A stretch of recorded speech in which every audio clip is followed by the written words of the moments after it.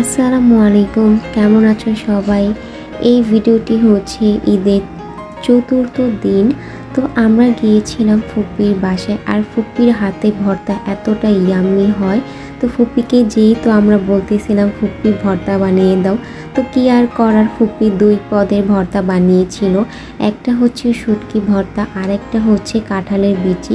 তো আমি ফার্স্টে শুটকি ভর্তা নিয়েছিলাম, আর এটা অনেক ঝাল হয়েছিল, তাও আমার কাছে অনেক মজা লেগেছিল।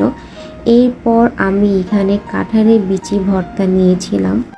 আর ছোট থেকে ফুপ্পির হাতে ভর্তা আমার অনেক ভালো লাগে।